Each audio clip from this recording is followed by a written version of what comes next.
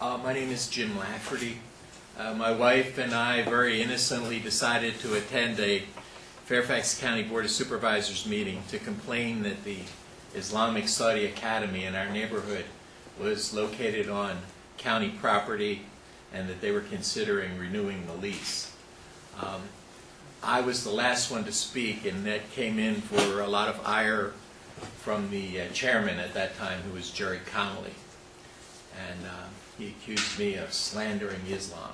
Of course, I know all of you are familiar with Sharia, and Sharia says that anyone who slanders Islam or even mentions it should be beheaded. So he was pointing the arrow at me. From that point on, there were about 6 people who attended that hearing with me, and it grew to several thousand when the actual matter was considered. And while they did renew the lease, we were successful in stopping the expansion of the Islamic Study Academy. One of the newspapers here on the East Coast referred to the Islamic Study Academy as Terror High. They teach basically a lot of hatred for Jews and for Americans. The maps in the school itself, when you walk around and look at them, there's one country that's missing. It's Israel. I live in the Wahhabi corridor. I live 3 blocks from the Dar al-Hijra Mosque, and that is called the crossroads of international terrorism. Nidal Hassan, who did the attack at Fort Hood, he went to that mosque. Avlaki was the imam at that mosque. 3 of the terrorists who attacked the Pentagon were at that mosque the week before. I can show you restaurants in my neighborhood where they sat and planned the attack on the Pentagon. It's a frightening thing to realize that this operated within our midst then, but even more frightening is the fact that it continues. We continue to see arrests. We continue to see posters on our telephone poles, "Don't talk to the FBI." How many of you have ever seen those in America before? I had a film crew following me about a year ago, and they wanted to see the mosque, and the mosque has a small school, a madrasa, right on its grounds. So we pulled up, and they were in a van, and they slid the doors back to take footage of the children playing in the area outside the mosque. And all the kids ran over to the fence, and they all said one thing: FBI. Now, up until maybe a year or 2 ago, I don't even think my children knew what the FBI was. They had no reason to. But this is clearly a big topic in that community. I've had my life threatened several times. At one point, they came to my house and told my wife that they were going to kill me and kill one of my children. That explains why when my one child was going to elementary school and they did the ABCs, when it came to the G word, he said, "Lock."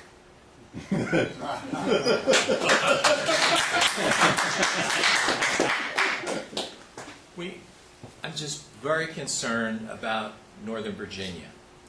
I'm concerned that there is a big problem here that all of our politicians, Republicans and Democrats, are ignoring, with one exception. That's Frank Wolf. Frank has been a supporter throughout this. Sometimes when I've needed some help or some pressure applied at a certain point, he's always been there. And I have to say that he is the exception, because by and large, Democrats and Republicans alike are either intimidated or they are bought. It's just that simple. If you look at the reports of political contributions, a lot of the same names on there are names that are unindicted co-conspirators in the Holy Land Foundation trial, the big terrorism financing trial. Nihad Awad, who heads a group called CARE. These people are Hamas operatives here in the United States. They are violent, and they are operating against the best interests of the United States. I've said it publicly. I've invited them to sue me. It's the truth, and it's a fact, and you can't debate a fact. And that's basically what it is. I would just encourage you, and I'll be glad to speak with you more about it, but to pay attention in the elections, look at who's taking positions on things like Sharia, on some of the other issues that are going to come up. Pay attention and ask elected officials, how do they feel about the continued existence of Israel? That is a question that they've can answer it one way. And I would ask them that. And I would ask the conservatives more than the others. I have been trying for the last 3 months to talk with Mr. Cuccinelli. And he refuses to meet with me. He refuses to talk about Sharia. And he basically just ducks. I have never seen him act like this before. And I think some of it has to do with people who are contributing to him. And I think he's also afraid of what has become a very strong political bloc here in Virginia. And that is the Islamic political operation in this state. The Adams Center is the model mosque that they use, but it's organized very well. I'm involved in fights here and in Loudoun County and in Henrico County, Virginia, in New York State, New Jersey, and North Carolina. They're extremely well organized, and they have the support of this administration. It's a pattern. Anytime a planning commission turns down something they want to build, within a day or two, I can guarantee it's like clockwork. The Justice Department comes to their door and says, you must approve this application. It's discrimination if you don't approve it. Meanwhile, evangelical churches and Catholic churches and synagogues are never given that sort of support, are never given that sort of treatment. So it's a frightening situation, and I know sometimes when I speak about it, people look at me like I'm talking about the X-Files or something. But it is here. I would be happy, and if any of you are interested, to take you on what we call the terror tour of Northern Virginia. I can show you the houses that were used to bond out the blind sheikh in New York City. They're only 2 blocks from my house. They're houses on one street. I can show you the Dar al-Hijra Mosque, of course, it's just a central point in some of the planning of international terror. I can show you the restaurants, like the Starbucks and places like that, where they met to plan these attacks.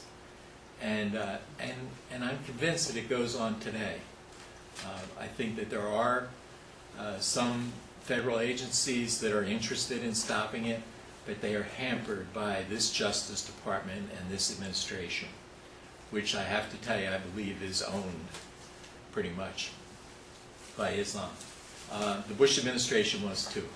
There were people operating in the Bush White House, and I consider myself a Republican, but I have to say it, that there were operatives there. The conservative movement itself right now is infiltrated very heavily. And I encourage you, don't take anyone for granted. Don't think that because somebody says they're conservative that they're on our side on this issue, because they generally try to duck. Do I get to answer questions at this point? I'd be happy to. Yes. You have 1 minute? Yeah. Yes. Nope. We're Sorry to almost on time. Yeah, I did. And again, it goes back to, what, it's extremely interesting what you're saying. What can we do as individual citizens? How can whose feet do we need to hold to the fire? Does it matter that one individual, sometimes I feel like I'm the only guy calling up my congressman, my senator. But it feels like we're kind of in the education phase in this battle. We're just bringing people's awareness up. But at what point is there a call to action? Yes. Well, I think there's a need for action right now. a lot of people do a really good job of educating. Somebody has asked me about John Guandolo. People like that, they have the background. He's a former FBI agent and can give you the history. Steve Coughlin, Frank Gaffney, Pamela Geller, who I'm associated with, are all very, very up on the topic and can give you the education. The rest of it is just basic grassroots activity that I'm sure many of you have done in your affiliations with groups like the Tea Party. But we've got to organize, we've got to find candidates who will speak honestly about this and with courage, and then we got to keep them on track. I forget who it was, but somebody said when our people get power, they no longer are our people. Stand up. Yeah, and that's the truth. Many people who I thought I could trust forever have totally sold out. So you got to watch them. Yes, sir. So what positions would you ideally like to see candidates for Fairfax County Supervisor take on the Sharia issue? I mean, how does Sharia become an issue in Fairfax County? Well, in the development issues, it does. But I would just settle for them being honest. During the votes on the Islamic Study Academy, we polled each member, and Supervisor Fry changed his vote on the last day. And we lost it by one vote. And I believe he either had some magnificent epiphany, or I believe he was bought. And I've said that a number of times in public. And I just don't, and he's a Republican, so I think that... But he likes his tibia. Yeah, yeah.